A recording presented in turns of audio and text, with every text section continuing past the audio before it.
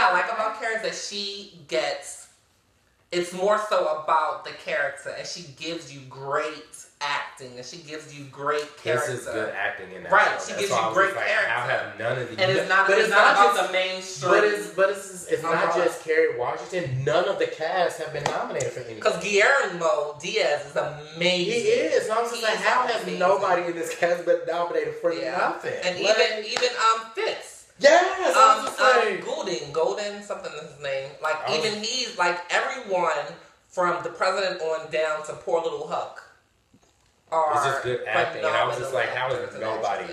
And it's like next season, it's gonna be like his fifth season, fifth season, and like in all the first 4 seasons, nobody has been nominated for that. But I could have sworn that when Scandal first came out, it was getting a lot of like. It was that. It wasn't nominated for nothing. It wasn't nominated for anything. That's why I said, how is Kerry Washington or anybody that has not won a SAG award, not won at least an Emmy, a Golden Globe. Like I they haven't won anything. The people who are putting these Emmys in categories and putting, I feel like it just doesn't reflect America's standards of. But it has to because people. No. That's where I disagree because I think it's not supposed to reflect America's standards. I think it's supposed to reflect the best of television. I'm not saying that Scandal or How to Get Away with Murder isn't amazing. That's not the argument I'm making here. Yeah. The argument I'm making here is that what America watches is shows that aren't necessarily great television. They might be entertaining, but they're not great. They're not like artistic in any way. So I don't think it should reflect America's values. So that we've got like the People's Choice Awards. Like there are awards. But then how do you discern like TV shows that do win versus ones that don't? Because I feel like The Affair is like, if you ask me, I feel like The Affair is kind of like a duplication of Scandal because it has the same kind of realm where there's the president, there's the mistress, there's all this other stuff. But I feel like The Affair got all of this stuff and like swept the Golden Globes this past year. And see, I don't understand why.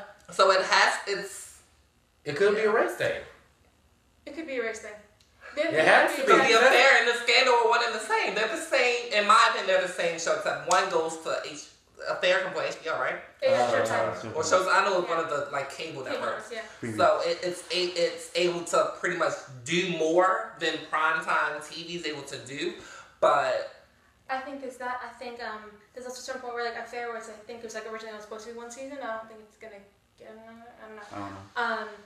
I think the other thing is that like Emmys also often will usually give their awards shows like in their final season.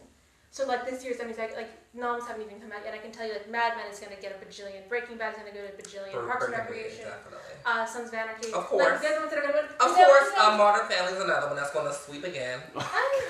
Can we talk about Modern Family for a second? Because look, I think like the first 2 or 3 seasons, it was kind of like, okay, we get it, but or it's understandable, like it's such a great comedy. But recently, I'm just like, why are 3 of their actors being nominated?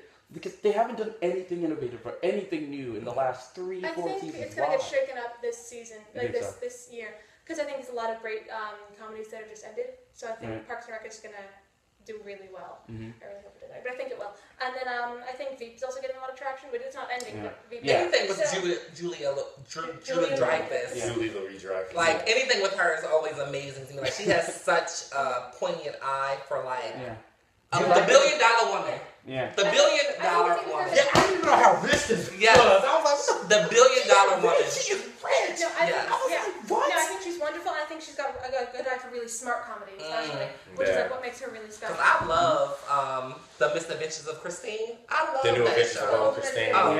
Something like that. I love that show, and that show is so. I feel like that show has always gone like under the radar, like no one really. But I love that show. Because CBS, if you ever noticed, they absolutely play favorites. Because what will happen is, like, movie that's like Rules of Engagement, not a great show, but not a terrible show.